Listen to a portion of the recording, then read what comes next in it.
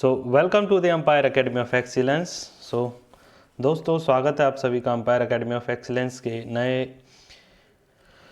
Video में। आज हम करने जा रहे हैं दिसंबर 2025 के जितने भी करंट अफेयर्स हैं उनको। काफ़ी दिन से क्लास नहीं आ रही थी क्योंकि मैं कई बार चला गया था और प्रॉब्लम आ गई थी। तो मंथली करंट अफेयर ये दिसंबर 2025 का, ये इस महीने का लास्ट करंट अफेयर है। इसके बाद में सीधा 2026 का करंट अफेयर अगली साल मतलब कि अगले महीने का जो करंट अफेयर आएगा वो 2026 का आएगा। वो 26 का करंट अफेयर जैसे ही जनवरी पूरा होगा तब रिलीज़ कर दिया जाएगा। तब तक के लिए आप सिर्फ इसी करंट अफेयर को याद कीजिए। और दिसंबर मंथ की बात करेंगे तो दिसंबर मंथ में कुछ अच्छी चीज़ें भी हुई है, कुछ बुरी चीज़ें भी हुई हैं। सारी चीज़ें देखेंगे। इम्पॉर्टेंट क्वेश्चन जो भी है, जो कि SSC bank, railway, SSC bank and railway, UPSC, SSC का कैलेंडर भी आ चुका है, जो कि आज तारीख हो चुकी है 9 जनवरी 2026 और कल ही एसएससी का कैलेंडर आ चुका है। हमने सारी डिटेल्स हमारे यूट्यूब चैनल पर डाल दी है। तो चलिए शुरू करते हैं। सबसे पहले कि पहला क्वेश्चन है कि खालिदा जिया जिनका निधन दिसंबर 2025 में हुआ था, वह देश की पहली महिला प्रधानमंत्री थी। ओके, खालिदा जिया है, उनका निधन हो गया, पता नहीं क्यों। वह किस देश की प्रधानमंत्री थी? खालिदा जिया की बात करेंगे तो यह बांग्लादेश की प्रधानमंत्री थी, बांग्लादेश की। और बांग्लादेश के बारे में जानेंगे तो खालिदा जिया 80 वर्ष की उम्र में निधन हुआ था, बांग्लादेश की पहली महिला प्रधानमंत्री थी। इस बात को याद रखेंगे। बांग्लादेश की पहली महिला प्रधानमंत्री कौन है? खालिदा जिया। जिया जाए ना जाए ना जाए ना, लेकिन चली गई जिया जी। वह बांग्लादेश नेशनलिस्ट पार्टी बीएनपी की चेयरमैन थी। यह 3 बार बांग्लादेश की प्रधानमंत्री बनी। प्रधानमंत्री की बात करें तो पहला कार्यक्रम 91 से 1996, 1991 में हमारे एलपीजी रिफॉर्म्स आए थे इंडिया में। दूसरे कार्यकाल की प्रधान कर थे 1996 में आए थे। तीसरे कार्यकाल की बात करें तो 2001 से 2006 में। 2001 के टाइम में इंडिया में प्रधानमंत्री कौन थे? अटल बिहारी वाजपेयी जी। ओके, बांग्लादेश के बारे में जानकारी बात करेंगे तो राजधानी है ढाका। मुद्रा की बात करेंगे तो टका मुद्रा है। बहुत इंपॉर्टेंट है ये दोनों चीज़ें की भाषा क्या है और मुद्रा क्या है। राजधानी की भाषा की बात करें तो बंगाली बोली जाती है, ज़्यादातर बांग्ला भाषा ही बोली जाती है। पहली महिला प्रधानमंत्री की बात करेंगे तो खालिदा जिया। राजनीतिक दल बांग्लादेश नेशनल पार्टी। वर्तमान अंतरिम प्रधानमंत्री की बात करेंगे तो मोहम्मद यूनुस। इससे पहले की बात करेंगे तो कौन थी हमारी? बताओ सूची बताओ। भुट्टो जी, बेनज़ीर भुट्टो तो पाकिस्तान से थी ना। और तो प्रधानमंत्री क्या क्या नाम था? आप चलो कमेंट सेक्शन में बताओ, मेरे को याद नहीं आ रहा। वो लेडीज़ थी, इंडिया में बैठी हुई है ना। आपको जैसे याद आता तो बताना। भारत के किस त्यौहार को यूनेस्को की अमूर्त सांस्कृतिक विरासत सूची में शामिल किया गया है? तो सबसे पहले दीपावली की बात करेंगे तो भारत का जो दिवाली का त्यौहार मनाया जाता है ना, राम भगवान के 14 वर्ष का वनवास कंप्लीट करके अयोध्या वापस लौटने की खुशी में जो मनाया जाता है दीपावली का त्यौहार, उसे यूनेस्को ने अमूर्त सांस्कृतिक विरासत की सूची में शामिल किया है। तो देखते हैं कि क्या हुआ है। तो दीपावली के आंसर बिल्कुल सही हो जाएगा। यूनेस्को की अमूर्त विरासत, सांस्कृतिक विरासत की सुरक्षा के लिए 20वीं अंतर सरकारी समिति का आयोजन 8 से 13 दिसंबर को लाल किला नई दिल्ली में किया गया था। इस बैठक में यूनेस्को ने दिवाली को अपनी अमानता की अमूर्त सांस्कृतिक विरासत सूची में शामिल किया है। इससे पहले 2023 में गुजरात के गरबे को इस सूची में जोड़ा गया था। देखो, गुजरात के गरबे को पहले जोड़ा जा चुका है, अब बात है दिवाली की। बात है दिवाली को जोड़ा गया है 2025 में, जो कि दिसंबर के महीने में। ओके, दिवाली को इस सूची में क्यों शामिल किया गया है?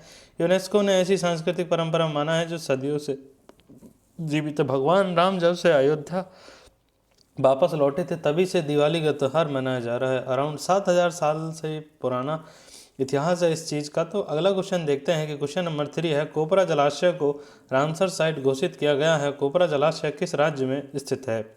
कोपरा जलाशय की बात करेंगे तो CG यानी छत्तीसगढ़, कोपरा जलाशय यानी कि छत्तीसगढ़, कोपरा यानी कि छत्तीसगढ़। हाँ भाई, छत्तीसगढ़ की बात करेंगे तो दिसंबर 2025 में सिली सेठ झील राजस्थान की है और कोपरा जलाशय झील छत्तीसगढ़ की है। इसे दोनों को रामसर साइट घोषित किया गया है दिसंबर 2025 में।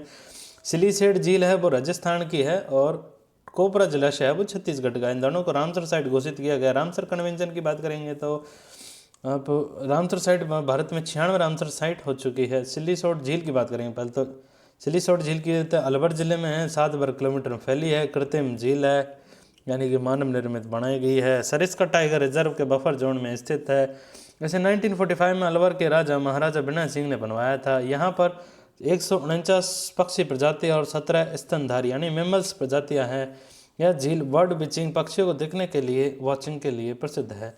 कोपरा जलाशय की बात करेंगे तो यह बिलासपुर के छत्तीसगढ़ में है। छत्तीसगढ़ के बिलासपुर जिले में जलाशय मुख्य सिंचाई का कारण बना है। पानी और माने दिए से जल आता है। 60 प्रवासी तरीके के पक्षी रहते हैं इस पर। अरे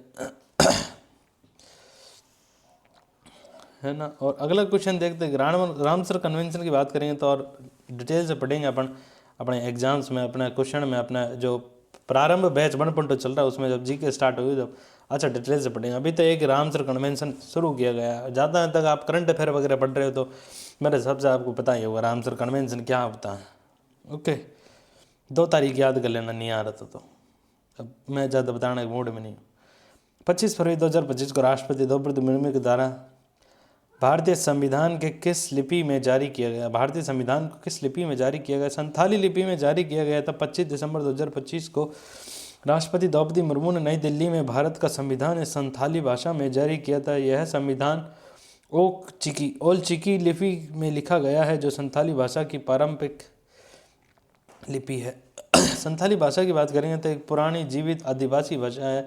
झारखंड, उड़ीसा, पश्चिम बंगाल, बिहार, असम के बड़ी संख्या में लोगों के मातृभाषा के रूप में बोली जाती है।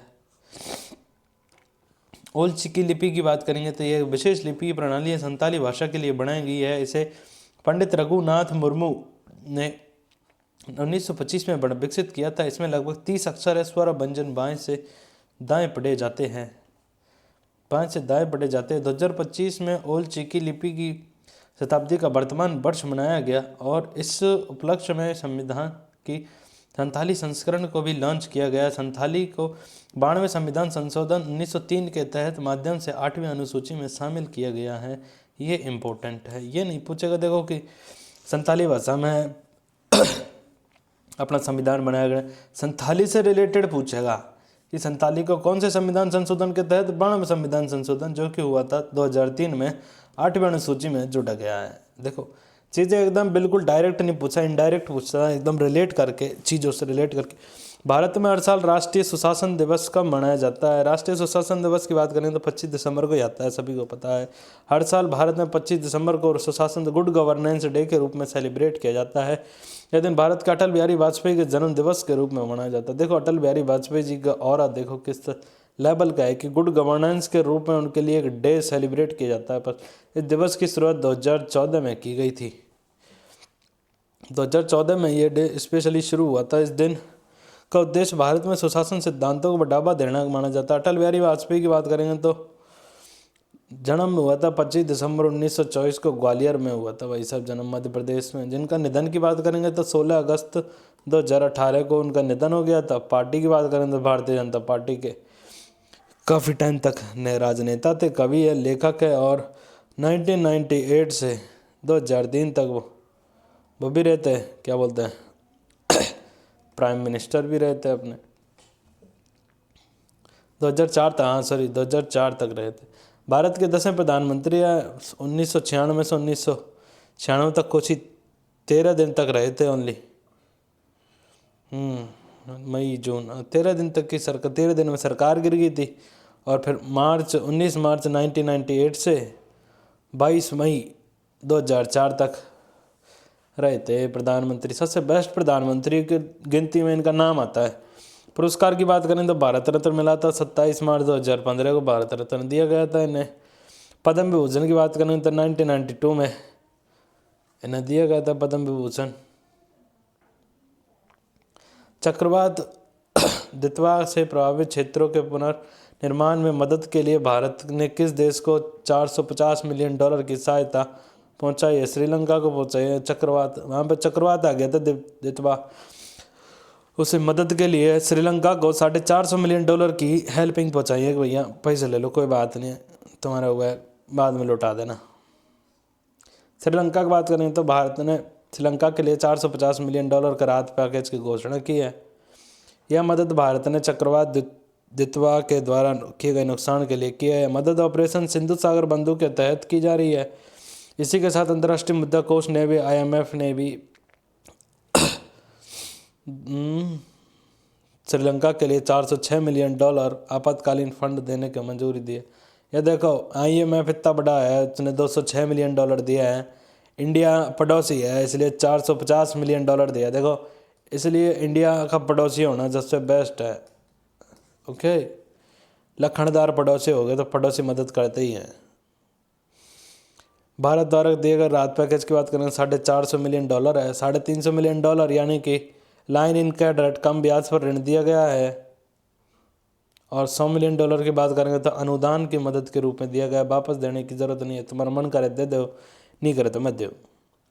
चक्रवात दितवा की बात करेंगे तो साइक्लोन है, दितवा नाम है इसका, जच नाम दर देवे, पता नहीं क्यों दरा, यमन के द्वारा ये नाम दरा गया है और बंगाल की खाड़ी और श्रीलंका में आया था, दक्षिण पूर्व में उत्पत्ति हुई थी, यमन के द्वारा नाम दिया गया दितवाह, याद रख लेना।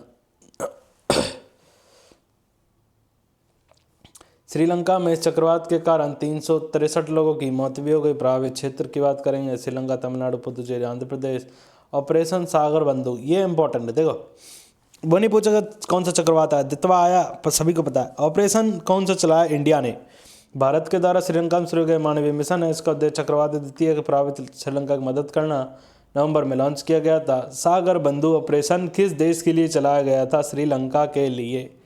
ओके, भारत के द्वारा चलाया गया था, ये इंपॉर्टेंट है, ये पूछा जाएगा।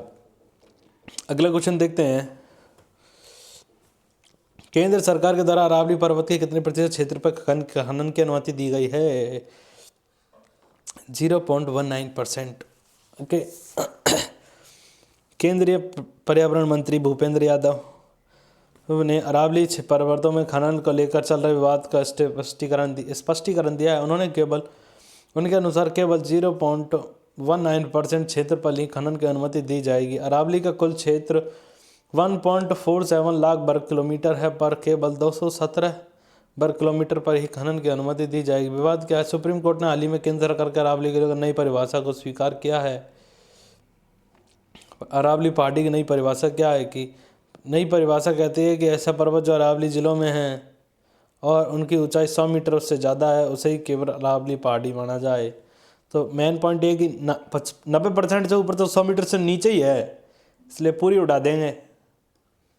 इसी के साथ अरावली रेंज उन पहाड़ियों को माना जाएगा जिन पहाड़ियों के बीच 500 मीटर या दूरी, जिनके पहाड़ियों के 500 मीटर है उससे कम दूरी है, उन्हीं को अरावली रेंज मानेंगे। ऐसे 90% पहाड़ियाँ है वो तो है ही नहीं, इसलिए 90% पेड़ों को पहाड़ियों काट दें, इसीलिए विरोध हुआ था। कोई ना, अपने को पढ़ाई करनी है, अपने पढ़ाई चलाने देना। भारत में रोलिंग बजट प्रणाली लागू करने वाला पहला राज्य कौन सा है? भारत में रोलिंग बजट MP ने लागू किया है यार, पता है। रोलिंग बजट प्रणाली लागू करने वाला पहला राज्य मध्य प्रदेश है। रोलिंग बजट की बात करें तो रोलिंग बजट समझेंगे। मध्य प्रदेश भारत का पहला राज्य बना है जिसने रोलिंग बजट लागू किया है। पहली बार 2027 में शुरू होगा, 26-27 में। प्रधानमंत्री, उप मुख्यमंत्री और वित्त मंत्री जगदीश देवड़ा ने घोषणा की है इसकी। रोलिंग बजट की बात करें तो यह एक बजट सिस्टम है जिसमें सिर्फ 1 साल नहीं बल्कि 3 सालों का बजट बनाया जाता है। यानी अगर सरकार 2026-27 के लिए बजट को लॉन्च करेगी तो उसके साथ ही 27-28 और 28-29 के इसकी अनुमानित बजट को जारी करेगी। इसके बाद 27-28 के बजट जारी किया जाएगा, तब 28-29 और 29-30 के लिए बजट भी अनुमानित किया जाएगा। देखो यानी कि देखो 1 साल का बजट बनाया, साथ में ही दूसरे और तीसरे साल का बजट भी सपोज करके नहीं बताएगी कि ये साल इतने खर्च करेंगे, ये साल इतना खर्च करेंगे। फिर ये साल कंप्लीट हो गया, फिर ये साल की बात आएगी तो फिर ये साल इधर आ जाएगा, तो फिर A, B और C इनको भी ऑप्शनल बजट बना के रखेंगे। फिर ये ख़त्म हो जाएगा जब इसका बनाएंगे, जब C और D का भी ऑप्शनल बजट बना के रखेंगे। इस तरह से चीज़ें चलेंगी। रोलिंग बजट के फायदे की बात करें, दीर्घकालिक योजना लॉन्ग टर्म प्लानिंग में तो बहुत सस्टेनेबल रहता है, मदद करता है, क्योंकि सरकार आगे से 2-3 साल की योजना पहले से ही कर पाती है, बता पाती है कि हम ये स्कीम्स लेके आएंगे, ये काम करेंगे। बजट और बेहतर होगा, हर साल की मुद्रास्फीति विकास राजस्व बदलता रहता है, इसके कारण हर साल बजट में संशोधन किया जा सकेगा। और ऑस्ट्रेलिया के बॉन्डी बीच पर हनुक्का त्यौहार मनाने वाले लोगों पर आतंकी हमला हुआ है। यह त्यौहार किस समुदाय के द्वारा मनाया जाता है की बात करेंगे तो यहूदियों के द्वारा मनाया जाता है। यहूदियों के द्वारा मनाया जाने वाला त्यौहार है। ऑस्ट्रेलिया में बॉन्डी बीच पर एक हमला हुआ था 14 दिसंबर 2025 को सिडनी ऑस्ट्रेलिया में स्थित बॉन्डी बीच पर आतंकवादी हमला हुआ था। यह हमला हनुक्का उत्सव के दौरान हुआ। इसमें लगभग 15 लोगों की मृत्यु हो गई। हनुक्का त्यौहार ज्यूइश यहूदियों समुदाय का द्वारा मनाया जाता है और 2025 में इस त्यौहार को 14 दिसंबर से 22 दिसंबर तक मनाया गया था। हनुक्का त्यौहार की बात करेंगे तो यह इसका मतलब होता है समर्पण, डेडिकेशन है, यहूदी द्वारा मनाया जाता है। इसे प्रकाश के पर्व के रूप में भी, जैसे इंडिया में अपना प्रकाश के पर्व के रूप में दिवाली मनाते हैं, जैसे वहाँ पर ही ये हनुक्का मनाया जाता है। ओके, यह त्यौहार 8 दिनों तक चलता है। इसे हिब्रू कैलेंडर के अनुसार किस्लेव महीने की 25 तारीख को मनाया जाता है। ग्रेगोरियन कैलेंडर में यह नवंबर या दिसंबर में आता है। ऐसे ही भारत में OTT awards 2025 film fair OTT award में बेस्ट सीरीज़ का अवार्ड किसे मिला है? बेस्ट सीरीज का अवार्ड ब्लैक बॉरंट को बेस्ट सीरीज़ का अवार्ड मिला है। फिल्म फेयर OTT अवार्ड 2025 का आयोजन 15 दिसंबर को मुंबई में किया गया था। इसमें ब्लैक बॉरंट को सर्वश्रेष्ठ सीरीज का पुरस्कार दिया गया है। ओके, सर्वश्रेष्ठ सीरीज के होते हैं ब्लैक बॉरंट को। और the hunt Rajiv Gandhi nexus, ये भी कोई काम की नहीं है। सर्वश्रेष्ठ सीरीज़ की बात करें क्रिटिक्स की, पाताल लोक सीजन 2, ये भी कोई काम का नहीं है। पाताल लोक, खौफ, ब्लैक बॉरंट, जहान कपूर और शिखर, इनमें से कोई सा भी याद मत करो, वैसे फालतू का है। OTT awards, girl with the girl, ये भी कोई काम नहीं है। Girl with the stone, Mrs, सर्वश्रेष्ठ, छोड़ो इसे। फिल्म फेयर OTT अवार्ड, ये हर साल फिल्म फेयर, कोई मतलब नहीं है। प्रेस ऑफ क्लब इंडिया की पहली महिला अध्यक्ष किसे नियुक्त किया गया है? प्रेस क्लब ऑफ इंडिया के लिए पहली महिला अध्यक्ष नियुक्त की गई है। ऐसे संगीता जी है, संगीता बरुआ पिसारोटी को PCI का अध्यक्ष बनाया गया और पहली महिला बन चुकी हैं जो अध्यक्ष बनी है। और संगीता बरुआ की बात करेंगे तो भारतीय पत्रकार और लेखिका हैं, असम राज्य से हैं। वे पहले द हिंदू में काम कर चुकी है। उन्होंने अपनी पुस्तक असम द अकॉर्ड और डिस्कॉर्ड के लिए जाना जाता है। उनकी किताब में उन्होंने असम समझौते, असम अकॉर्ड के बारे में बताया है। और प्रेस क्लब ऑफ इंडिया की बात करेंगे तो पत्रकार और मीडिया के लोगों का एक संघ एसोसिएशन है। भारत के पत्रकारों का सबसे बड़ा निकाय है। 1957 को बना था। संस्थापक की बात करें दुर्गा दास जी इसके संस्थापक है। नई दिल्ली में बना था। और फीफा क्लब की बात करेंगे, FIFA men's player of the year के रूप में 2025 के रूप में किसे चुना गया है? किसे, यानी कि FIFA men's player of the year 2025 किसे दिया गया है? उस्मान डेम्बले को। उस्मान डेम्बले है, उन्हें FIFA men's player of the year 2025 चुना गया है। The best FIFA football award 2025 का आयोजन 16 दिसंबर को दोहा कतर में हुआ था।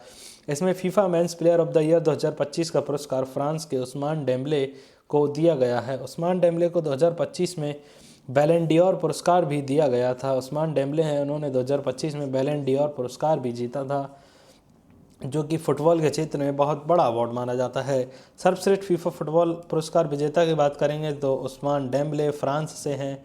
महिला की बात करेंगे तो एटाना बोनामाटी स्पेन से है। फीफा कोच की बात करेंगे तो लुइस एनरिक स्पेन से है।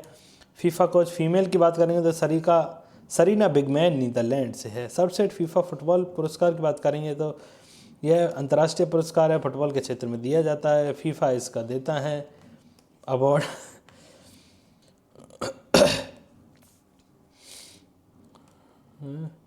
Federation of international football association, ऐसे ये नाम है इसका। पहला पुरस्कार की बात करेंगे तो 2017 में दिया गया था। राम सुतार जिनका निधन हुआ है वह किस क्षेत्र से संबंधित है? राम सुतार की बात करेंगे तो यह वास्तुकला से संबंधित है।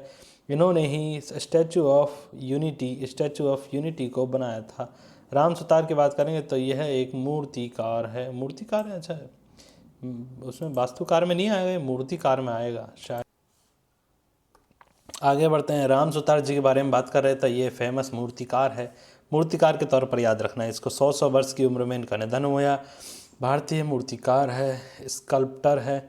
स्कल्प्टर बोलते हैं मूर्तिकार को, इंग्लिश में बोलते हैं sculptor, SCULPTOR, sculptor. Okay. Ram Sutar की बात करेंगे तो ये महाराष्ट्र से संबंधित है। भारत के पेशा मूर्तिकार हैं।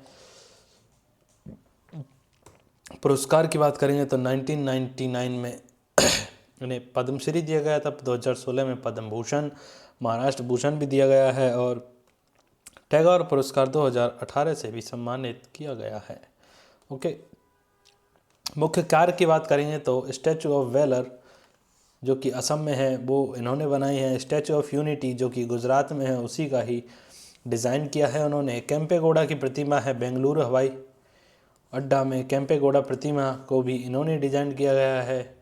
स्टैचू ऑफ प्रॉस्पेरिटी के रूप में भी जाना जाता है। कृष्ण अर्जुन रथ कुरुक्षेत्र में जो हरियाणा में जो मूर्ति बनी हुई उसे भी इन्होंने ही डिज़ाइन करके बनवाया था। मतलब कि यही डिज़ाइनर थे, आर्किटेक्चर यही थे। आर्किटेक्चर मत मानना, इनको एक मूर्तिकार के तौर पर जाना जाता है। मूर्तिकार अपन आर्किटेक्चर लिखा था इसलिए गलत है, मूर्तिकला से संबंधित है। Okay. United state Nations high commission for refugee UNHCR का नया अध्यक्ष किसे नियुक्त किया गया है? बरहम सली को United Nations high commission for refugee नियुक्त किया अध्यक्ष ने UNHCR का अध्यक्ष नियुक्त किया गया है। बरहम सली को संयुक्त राष्ट्र शरणार्थी उच्चायुक्त का नया प्रमुख नियुक्त किया गया है। बरहम सली ने इटली के फिलिपो ग्रैंडी का स्थान लिया है। बरहम सली ने इस पद को 1 जनवरी 2026 को संभाला है। 1 जनवरी 2026 से इस पद पर बने रहेंगे, 5 साल तक रहेंगे। बरहम सली की बात करेंगे तो इराक से संबंधित है। 2006 से 2009 तक इराक के उप प्रधानमंत्री रह चुके हैं। 2018 से 2022 तक इराक के राष्ट्रपति रहे हैं। और सद्दाम हुसैन के साथ शासक के दौरान इराक से भाग गए थे। सद्दाम हुसैन का जब शासन आया था उसके दौरान इराक से भाग गए थे। क्या नाम है उनका? बरहम सली। ओके। संयुक्त राष्ट्र शरणार्थी उच्चायुक्त की बात करेंगे तो यह संयुक्त राष्ट्र की एक एजेंसी है, दुनिया में शरणार्थियों की सुरक्षा में मदद करती है।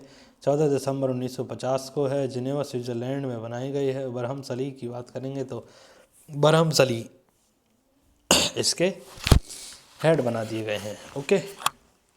प्रधानमंत्री मोदी को ओमान के द्वारा सर्वोच्च नागरिक राष्ट्रीय पुरस्कार से सम्मानित किया गया। प्रधानमंत्री मोदी को अब तक कुल कितने राष्ट्रीय पुरस्कार प्राप्त हो चुके हैं? अब तक मोदी जी को प्राप्त हो चुके हैं 29 अवार्ड प्राप्त हो चुके हैं।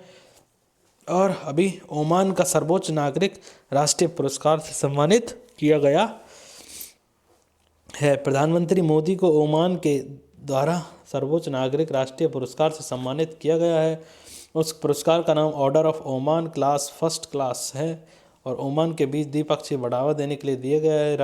अंतर्राष्ट्रीय पुरस्कार के बाद अब प्रधानमंत्री को 29 अंतर्राष्ट्रीय पुरस्कार हो गए हैं। इससे पहले दिसंबर 2025 में ही इथियोपिया के राष्ट्रीय सम्मान द ग्रेट ऑनर ऑफ निशान ऑफ इथियोपिया से भी सम्मानित किया गया था।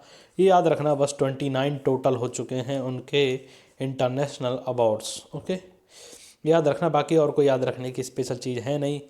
पर्यावरण मंत्रालय ने दुलहस्ती स्टेज सेकंड जलवायु परियोजना को मंजूरी दी है। यह किस नदी पर बनाई जा रही है?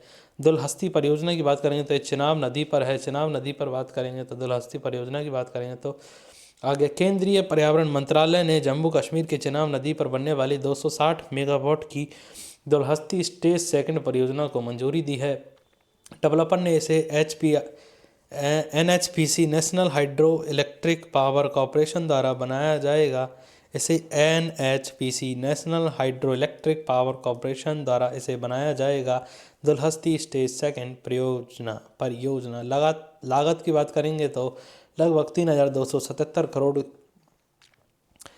रुपये इसकी खर्च आएगा। दुलहस्ती किश्तवाड़ स्टेज फर्स्ट की बात करेंगे तो 390 मेगावाट की इसकी क्षमता थी। 2007 में ये बनाकर तैयार हो गया था। अब 60 मेगावाट की क्षमता वाला सेकंड प्रोजेक्ट भी बनाया जा रहा है।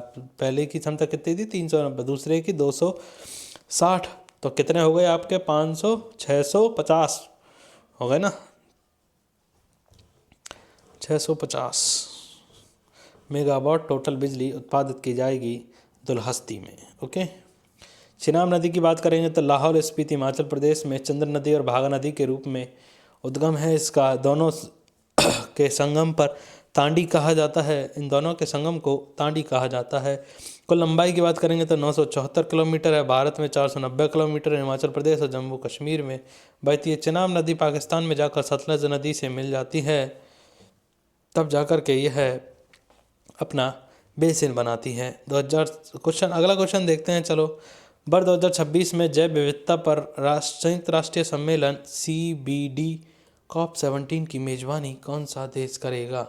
पहले ब्राज़ील ने कर दिया था। ब्राज़ील के बाद अगले कॉप की मेजबानी की बात करेंगे तो वह ओमान आर्मेनिया करेगा। आर्मेनिया ने अक्टूबर 2026 में होने वाले जैव विविधता सम्मेलन COP17 के लिए आधिकारिक लोगो और नारे का अनावरण किया है। यह सम्मेलन आर्मेनिया की राजधानी येरेवन में आयोजित किया जाएगा। इसका लोगो येरेवन ब्लू बटरफ्लाई है और नारा टेकिंग एक्शन फॉर नेचर, प्रकृति के लिए कार्रवाई करना है। महत्वपूर्ण कदम की बात करेंगे तो आर्मेनिया अक्टूबर 2025 में UNSC अंतर्राष्ट्रीय प्राकृतिक संरक्षण संघ का सदस्य भी बना है। जैव विविधता पर सम्मेलन की बात करेंगे तो CBD शुरुआत 1992 का रियो पृथ्वी शिखर सम्मेलन समिट माना जाता है। भारत 1994 से इसका सक्रिय सदस्य रहा है।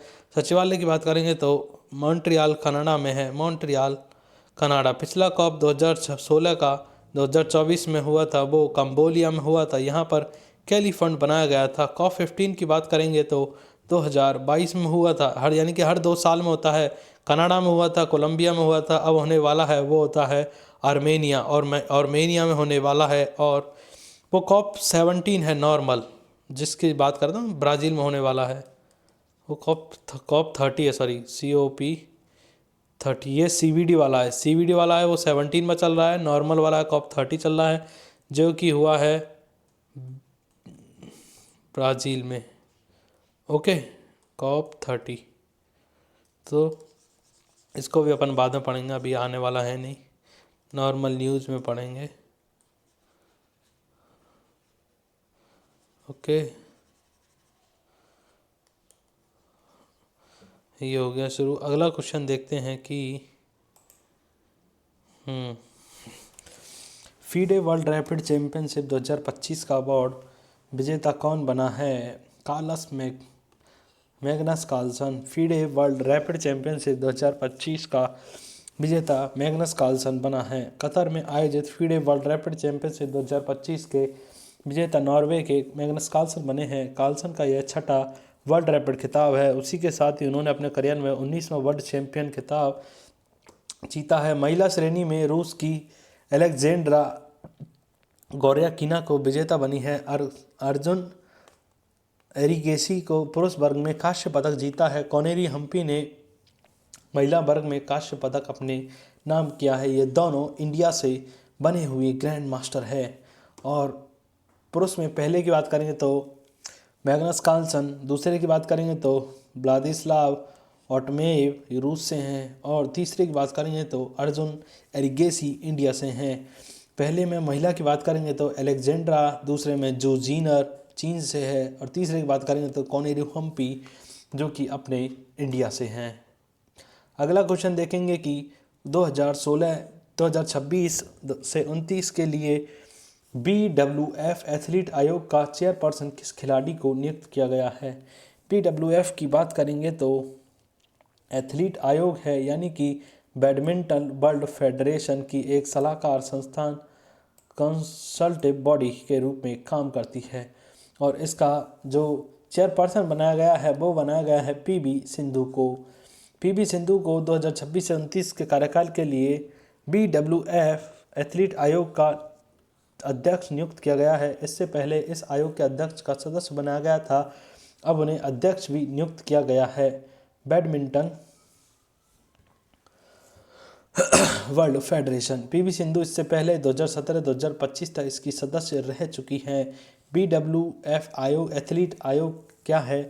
बैडमिंटन वर्ल्ड फेडरेशन इसका फुल नेम है, कंसल्टेटिव बॉडी है। यह कार्य BWF को अलग अलग विषयों पर बैडमिंटन खिलाड़ियों के विचार देने के काम करती है। कुल सदस्य की बात करेंगे तो 6 है, और अभी अध्यक्ष की बात करेंगे तो पीवी सिंधु इसके अध्यक्ष के रूप में चुनी गई है। BWF नए कानून और नियम बनाने के लिए संस्था की सिफारिश से लेता है। पीवी सिंधु की बात करेंगे तो तेलंगाना से संबंधित है, और यह एक बैडमिंटन खिलाड़ी है। पुरस्कार की बात करेंगे तो अर्जुन पुरस्कार दिया गया था 2013 में, पद्मश्री 2015 में, मेजर ध्यानचंद 2016 में, पद्म भूषण 2020 में दिया गया है। और द 11th आवर पुस्तक किसके द्वारा लिखी गई है? 11th आवर की बात करेंगे तो यह सलमान रुश्दी की पुस्तक है। मोस्ट इम्पोर्टेंट बढ़िया वाली पुस्तक है, जो कि हाल ही में लिखी गई है। द 11th आवर पुस्तक को सलमान रुश्दी द्वारा लिखा गया है। इस किताब में 5 लघु कथाएं हैं, जिसमें जीवन, मृत्यु, विरासत, पहचान को जैसे विषयों पर बात की गई है। सलमान रुश्दी की बात करेंगे तो भारतीय मूल के उपन्यासकार है, और नागरिकता की बात करेंगे तो यूके और अमेरिका के नागरिक है अभी फ़िलहाल में। पुरस्कार की बात करेंगे तो इन्हें बुकर पुरस्कार 1981 में दिया गया था।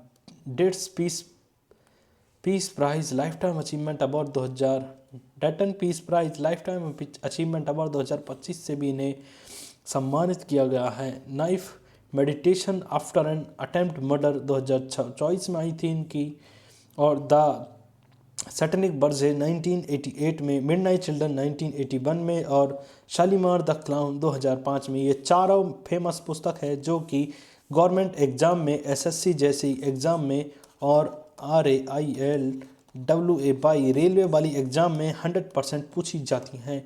ज़्यादातर सलमान रुश्दी की पुस्तक है, काफ़ी हद तक पूछी जाती है।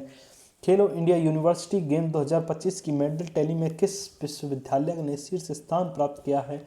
हमेशा की तरह ही चंडीगढ़ यूनिवर्सिटी सबसे टॉप पर रही है।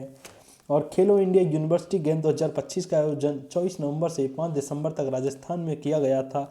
खेलो इंडिया यूनिवर्सिटी गेम्स का 5वां संस्करण था। इसमें चंडीगढ़ यूनिवर्सिटी ने कुल 67 पदक जीत करके शीर्ष स्थान प्राप्त किया है।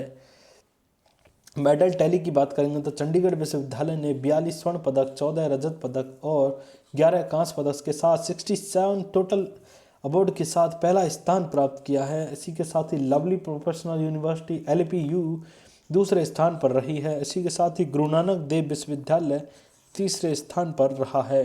खेलो इंडिया यूनिवर्सिटी गेम्स की बात करेंगे तो यह है खेलो इंडिया के अंतर्गत विश्वविद्यालयों के लिए खेल है। अब भी हर साल आयोजित किए जाते हैं। युवा मामले और खेल मंत्रालय के द्वारा शुरू किए गए हैं, और इनकी शुरुआत वर्ष 2020 में की गई थी। पहला फीफा शांति पुरस्कार पीस प्राइज किसे दिया गया है? पहला फीफा शांति पुरस्कार किसे दिया गया है? जो कि डोनाल्ड ट्रंप को, एक फुद्दू आदमी को, जिसने वेनेजुएला पर गुंडागिर्दी करके उसके राष्ट्रपति को किडनैप कर लिया था। डोनाल्ड ट्रंप का पहला फीफा पीस प्राइज दिया गया है, और यह पुरस्कार डोनाल्ड ट्रंप को दुनिया में शांति और एकता बढ़ाने के लिए दिया गया है। यह पुरस्कार उन्हें 5 दिसंबर 2025 को वाशिंगटन DC में आयोजित 2026 विश्व कप ड्रॉ में दिया गया, वर्ल्ड कप ड्रॉ में दिया गया है। और फीफा शांति पुरस्कार की बात करेंगे तो यह है एक अंतर्राष्ट्रीय पुरस्कार है जो हर साल दिया जाएगा। पुरस्कार शांति और एकता को बढ़ावा देने के लिए मौत लगे खुद ने ही बनवाया है अवार्ड कि और कोई देने रहो, मैं खुद ही ले लेता हूँ, इसलिए 2025 में शुरू किया गया था। और प्रथम विजेता डोनाल्ड ट्रंप है। 2026 में वर्ल्ड कप ड्रॉ की बात करेंगे तो यह एक आधिकारिक समारोह है जिसे तय किया जाता है कि कौन कौन सी टीमें किन किन समूह में खेलेगी और कौन कौन सी टीम किस टीम से मुकाबला करेगी। फीफा वर्ल्ड कप 2026 की बात करेंगे तो यह 23वां संस्करण होगा। मेज़बान की बात करेंगे तो कनाडा, मेक्सिको और USA में होने वाला है, जो कि 11 जून से 19 जुलाई तक होगा। टीमें की बात करते 48 टीमें इसमें भाग लेंगी। और अगले क्वेश्चन की बात करें तो चर्चित one nation one licence one payment किससे संबंधित है? जो कि है आर्टिफिशियल इंटेलिजेंस और कॉपी राइटिंग से संबंधित है। One nation one licence one payment Bharat सरकार ने दिसंबर 2025 में वन नेशन वन लाइसेंस और वन पेमेंट की नीति का प्रस्ताव दिया है। इसका उद्देश्य आर्टिफिशियल इंटेलिजेंस द्वारा कॉपीराइट कंटेंट के उपयोग को नियंत्रित करना है। यह कैसे काम करेगा? इसके तहत सरकार एक सेंट्रलाइज्ड लाइसेंसिंग बॉडी बनाएगी। यह संस्था एआई कंपनियों को कॉपीराइट कंटेंट का उपयोग करने का लाइसेंस देगी। यह सभी कंपनियां एआई कंपनियां इस संस्थान को ही भुगतान करेगी और यह संस्थान ही सभी कॉपीराइट मामलों को रॉयल्टी देगी। लगभग जलवायु नेतृत्व के लिए UNEP champions of the earth 2025 किस भारतीय को दिया गया है? जलवायु नेतृत्व के लिए UNEP champions of the earth किस भारत को दिया गया है?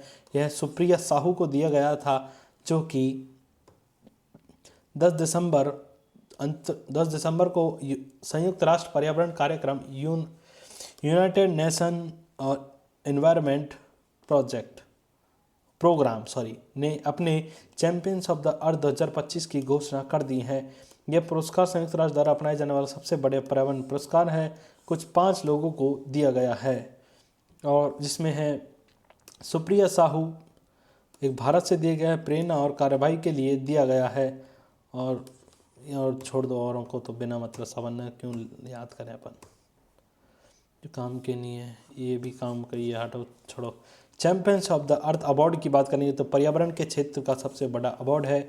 इसमें कोई वित्तीय पुरस्कार नहीं दिया जाता है। हर साल 5 से 7 लोगों को दिया जाता है। 2017 में young champion of the earth भी लाया गया था। इसमें $20,000 की वित्तीय सहायता दी जाती है। इसके द्वारा दिया गया संयुक्त राष्ट्र पर्यावरण कार्यक्रम 20,000 × 90 का लोन, 9 दूनी 18, 1 2 3 4 5, ओके, 10,000 10 लाख 10 लाख 18 लाख रुपए, ओके, हो गया।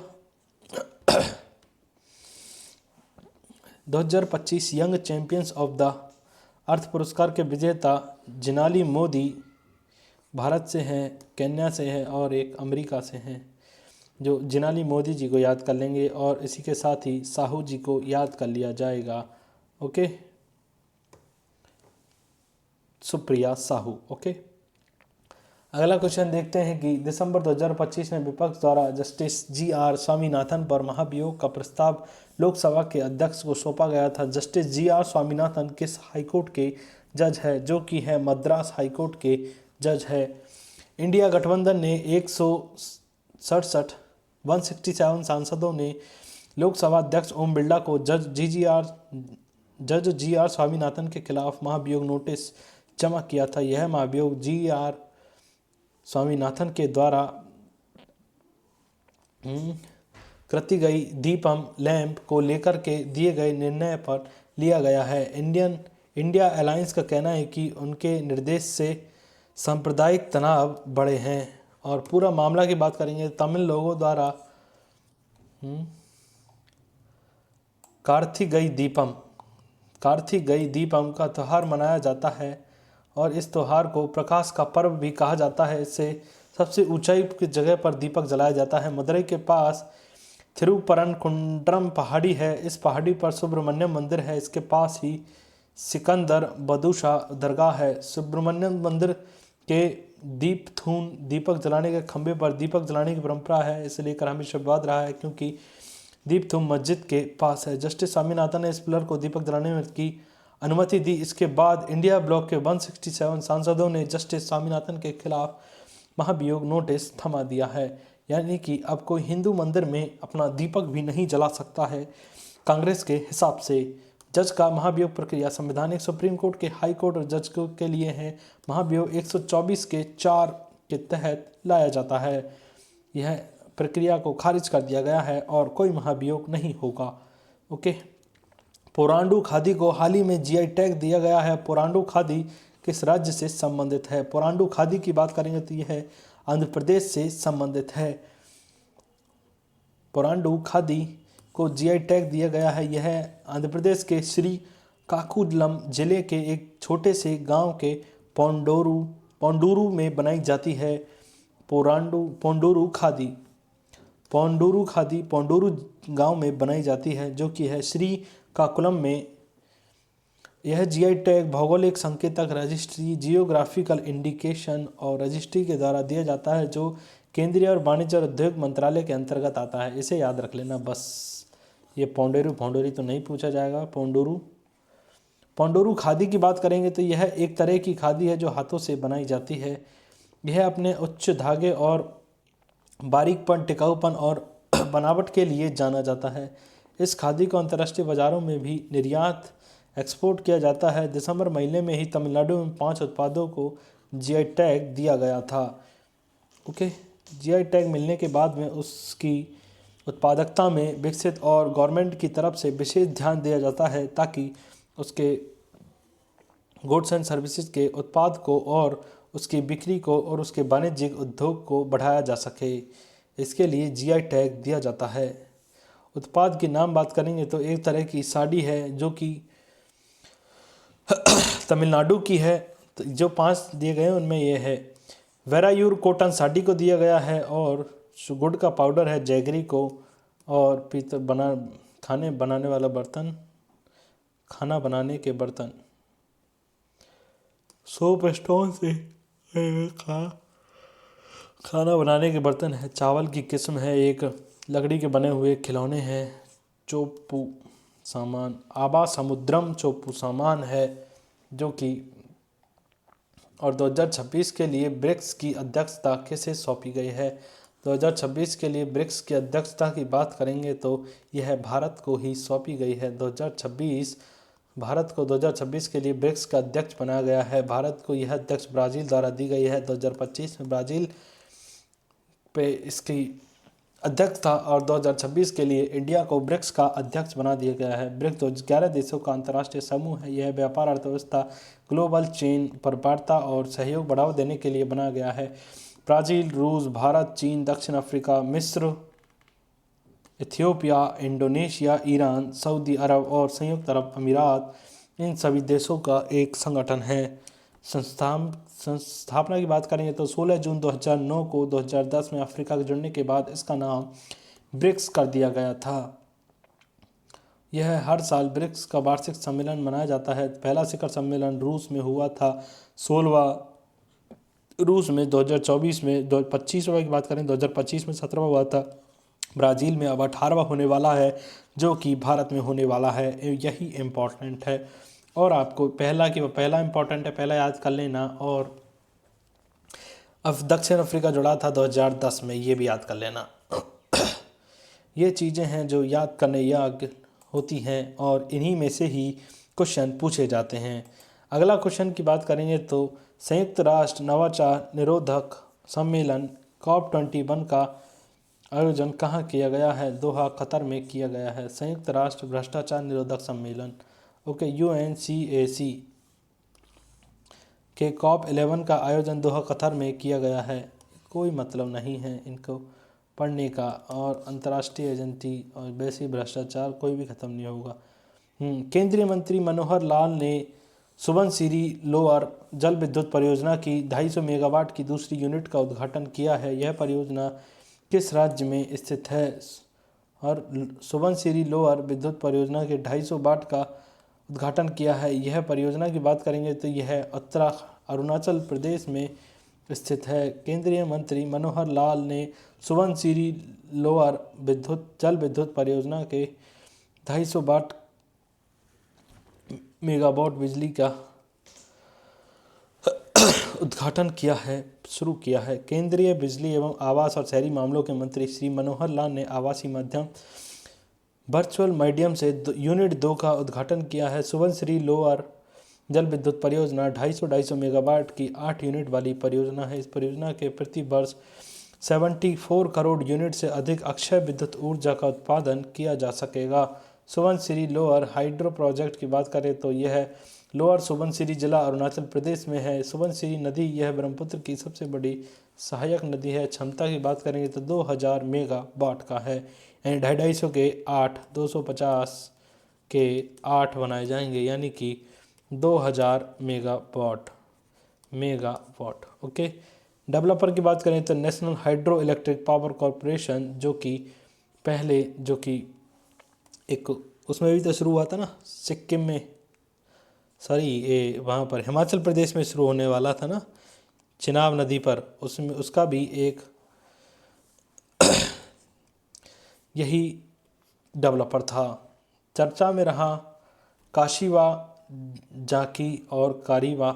चर्चा में रहा काशिवा जाकी कारीवा परमाणु ऊर्जा संयंत्र किस देश में स्थित है, जो कि है जापान में है। देखो इसका जो वर्ड है उसी से पता चल रहा काशिवा जाकी कारीवा, इस तरह के वर्ड्स है ज़्यादातर वो जापानीज होते हैं। ओके, काशिवा जाकी कारीवा परमाणु संयंत्र जापान में स्थित दुनिया का सबसे बड़ा परमाणु ऊर्जा संयंत्र। उस तरीके ये जब तो ये इम्पोर्टेंट हो गया। जापान में इस प्लांट को फिर से शुरू करने की घोषणा की है। 2011 में भूकंप और सुनामी के कारण जापान के फुकुशिमा दाइची संयंत्र क्षतिग्रस्त हो गया था। फुकुशिमा हादसे में जापान के 54 रिएक्टरों को बंद कर दिया गया था। काशिवा जाकी कारीवा परमाणु संयंत्र की बात करेंगे तो यह निगाता राज्य जापान में है, निगाता स्टेट में है जापान के। क्षेत्रफल की बात करेंगे तो 4.2 वर्ग किलोमीटर 1000 एकड़ में फैला गया है। कुल क्षमता की बात करेंगे तो 8212 मेगावाट बिजली उत्पादित करता है। संयंत्र में 7 रिएक्टर इकाइयां हैं। 5 इकाइयां 1067 मेगावाट 1067 मेगावाट, 2 इकाइयां हैं 1315 मेगावाट की। ओके, 5 इकाइयां हैं कितने के 1067 मेगावाट की और 2 इकाई 1315 मेगावाट की। प्रधानमंत्री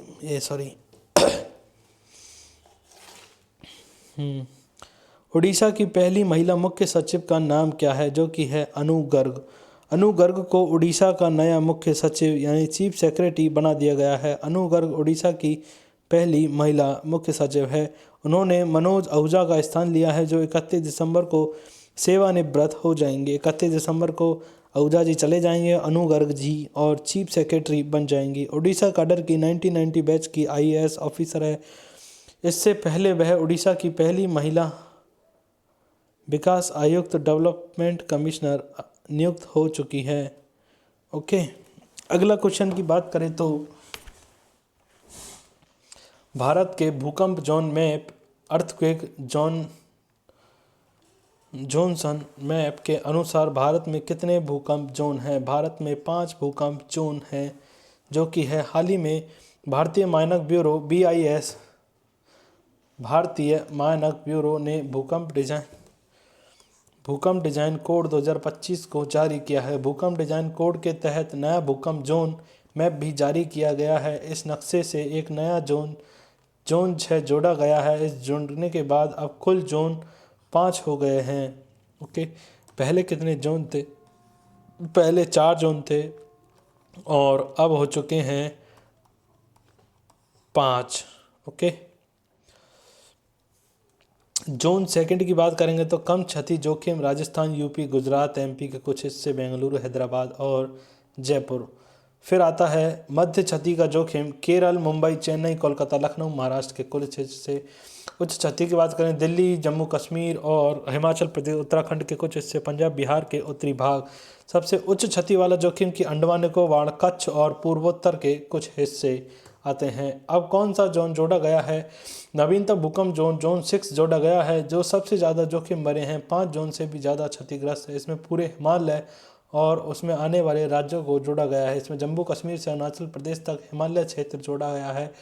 भारत में जोन 1 नहीं है, क्योंकि भारत का कोई भी क्षेत्र ऐसा नहीं है जो पूरी तरह भूकंप मुक्त हो, इसीलिए जोन 1 नहीं है। ये भी इम्पॉर्टेंट है, इसी को इम्पॉर्टेंट के तौर पर याद रखना। जोन 1 कौन सा भूकंप जोन भारत में नहीं है? Zone 1, zone 2, zone 5, zone 6। Okay, अब ऑप्शन 1 आएगा। हर कोई सोचा कि 1 2 3 4 5 5 है तो 5 होंगे, लेकिन नहीं, छठा नहीं होना चाहिए, लेकिन नहीं, 6 वाला है, 1 वाला नहीं है। ओके, भारत का पहला राष्ट्रीय कोरल रीफ रिसर्च सेंटर कहाँ बनाया जाएगा? जो कि बनाया जाएगा कोरल रीफ रिसर्च सेंटर बनाया जाएगा अंडमान एंड निकोबार द्वीप समूह में। भारत के पहले कोरल रीफ अनुसंधान संस्थान NCRRI को अंडमान निकोबार द्वीप समूह में बनाया जाएगा। यह केंद्र का काम भारत को कोरल रीफ प्रवाल भित्ति की निगरानी, मॉनिटर और उस पर शोध के लिए बनाया गया। इसका केंद्र 120 करोड़ रुपए की लागत से बनाया जाएगा। राष्ट्रीय कोरल रीफ अनुसंधान संस्थान की बात करें तो दक्षिण अंडमान में 120 करोड़ लागत पर्यावरण जलवायु और वन और जलवायु परिवर्तन मंत्रालय द्वारा बनाया जाएगा। एनसीआरआई का काम बता भारत में कोरल रीफ की निगरानी करेगा, भारत के कोरल रीफ के बारे में संशोधन एवं शोध करेगा, कोरल रीफ संरक्षण कन्वेंशन के लिए काम करेगी यह बॉडी। ओके, अगला क्वेश्चन की बात करें तो विश्व एड्स दिवस हर साल कब मनाया जाता है? विश्व एड्स दिवस की बात करेंगे तो 1 दिसंबर को ही हर साल वर्ल्ड एड्स डे सेलिब्रेट क्यों करेंगे, मतलब जागरूकता के लिए मनाया जाता है। हर साल 1 दिसंबर को विश्व एड्स दिवस के रूप में मनाया जाता है। इस दिवस को HIV और एड्स के बारे में जागरूकता बढ़ाने के लिए मनाया जाता है। इस दिवस को WHO द्वारा 1988 में स्थापित किया गया था। 2025 की थीम की बात करें तो ओवरकमिंग डिसरप्शन एवं transforming the aid response. Okay, Hindi में बोलेंगे तो व्यवधान पर काबू पाना और एड्स प्रतिक्रिया को बदलना। एक्वायर्ड इम्यूनोडेफिशिएंसी सिंड्रोम एड्स की फुल फॉर्म होती है। ये HIV वायरस से होने वाली बीमारी है। Human immunodeficiency virus, human immuno virus HIV की फुल फॉर्म यही होती है। इससे हमारे शरीर में इम्यून सिस्टम के CD4 T सेल्स को ख़त्म होने लगते हैं। ये सेल्स हमारे शरीर में संक्रमण से लड़ते हैं। CD4 T सेल्स खत्म होने के कारण हमारे शरीर की रोग प्रतिरोधक क्षमता बहुत कमज़ोर हो जाती है। इसके कारण छोटे संक्रमण होने की वजह से भी व्यक्ति की मृत्यु हो जाती है। अगला क्वेश्चन 35वां क्वेश्चन की बात करेंगे तो दिसंबर 2025 में RBI ने रेपो रेट को 25 बेसिस पॉइंट से कम किया है। और नई रेपो रेट क्या है? नई रेपो रेट की बात करेंगे तो 5.25 है। ओके 25 बेसिस से कम करके 0.5 कम कर दिया है, मतलब कि पहले 5.50% थी और अब कर दिया गया है 5.25%। Okay, new old. ओके, समझ में आ गया? नए रेपो रेट को क्यों कम किया गया है? रेपो रेट को कम किया गया है उसका कारण देखते हैं कि RBI का कहना है कि भारत में खुदरा मुद्रास्फीति डेडलाइन CPI बहुत कम हो गई है। इसके कारण रेपो रेट को कम किया गया है। इसके अलावा यह निर्णय भारत के विकास की ग्रोथ को बढ़ाने और तरलता लिक्विडिटी को बढ़ाने के लिए लिया गया है। रेपो रेट की बात करेंगे तो रेपो रेट वह ब्याज दर है जिस पर भारत का केंद्रीय बैंक RBI दूसरे बैंक यानी कि SBI HDFC PNB को अल्पकालिक पैसा उधार देता है। संसद में पास किए गए शांति बिल का मुख्य उद्देश्य क्या है? शांति बिल का मुख्य उद्देश्य की बात करेंगे तो परमाणु ऊर्जा को निजी भागीदारी के लिए खोलना। परमाणु ऊर्जा को निजी भागीदारी के लिए खोलना शांति बिल का उद्देश्य है। परमाणु ऊर्जा को 2025 शांति बिल को संसद में पास किया गया है। इस बिल को sustainable harnessing of advancement of nuclear energy for transforming India Shanti bill नाम दिया गया है। इस बिल का उद्देश्य भारत में परमाणु ऊर्जा को बढ़ावा देना और इस क्षेत्र को सुरक्षित और आधुनिक बनाना है। यह बिल परमाणु ऊर्जा अधिनियम 1962 का स्थान लेगा। यह बिल उसका नए अधिनियम के तौर पर परमाणु ऊर्जा अधिनियम 1962 में बनाया गया था, उसके स्थान पर शांति बिल यानी कि शांति 2026 मान लो, 2025 में तो ये लाया गया है, 2026 में से पास किया जाएगा 2026। ओके, परमाणु क्षेत्र में निजी क्षेत्र प्राइवेट सेक्टर को प्रवेश मिलेगा जो अब तक एक राष्ट्रीयकृत क्षेत्र था। परमाणु क्षेत्र के लिए चल रहे कई सारे पुराने कानूनों को हटाकर एक कानून बनाया जाएगा। यह स्वतंत्र परमाणु सुरक्षा प्राधिकरण बनाई जाएगी जिसका काम इस क्षेत्र को सुरक्षित करना और विनियमित करना होगा। यह प्राधिकरण भारत के इस क्षेत्र को लेकर के अंतर्राष्ट्रीय मानकों को भी चेक करेगा। यह परमाणु न्यायाधिकरण बनाया जाएगा जो कि इस क्षेत्र के विवादों को देखेगा। और इस बिल को छोटे मॉड्यूलर रिएक्टर को बढ़ावा दिया जाएगा क्योंकि इन्हें बनाना और चलाना आसान होता है। राष्ट्रीय पाक शैली के अमूर्त सांस्कृतिक विरासत सूची में शामिल होने वाला दुनिया का पहला देश कौन सा है? राष्ट्रीय पाक शैली के लिए अमूर्त सांस्कृतिक विरासत में शामिल हो Italian pasta, Italian pizza. Okay, UNESCO ने इटली के पूरे राष्ट्रीय व्यंजन को राष्ट्रीय अमूर्त विरासत सूची में शामिल किया गया। इसके बाद इटली दुनिया का पहला देश बन गया है जिसके पूरे राष्ट्रीय व्यंजन को ही इस सूची में शामिल किया गया है। यह अब तक का यूनेस्को किसी देश के राज्य के व्यंजन को अपनी सूची में शामिल करता था। अब पहली बार किसी देश के पूरे देश के व्यंजन को राष्ट्रीय सूची में शामिल किया गया है। इटालियन कुकिंग में इसमें क्या जोड़ा गया है? इटालियन कुकिंग में खाना पकाने की प्रथा दुनिया की सर्वश्रेष्ठ मानी जाती है। इसमें मौसमी स्थानीय उगे हुए फल, सब्जी, मसालों का उपयोग किया जाता है। इटालियन कुकिंग को कोई कौशल तरीके से देखा जाता है। इससे लोग भोजन के साथ आत्मीयता पर ध्यान केंद्रित करते हैं। ये सब बात झूठी है। इंडिया में आकर के आप इस तरह की बातें ना करें तो सबसे अच्छा है। सर्दियों में तिल का खाना सबसे इम्पोर्टेंट है, ये बात इंडिया वालों को पता है। और गर्मियों में अलग खाना है, सर्दियों में अलग खाना है, बरसात में अलग खाना है, और हर ऋतु में हर महीने के हिसाब से अलग खाना बनाया जाता है। ना कि वहाँ पास्ता बनाया जाता है इंडिया में, ना ही पिज़्ज़ा इंडिया का है जो कि एक जंक फूड के रूप में कारगर माना जाता है। ओके।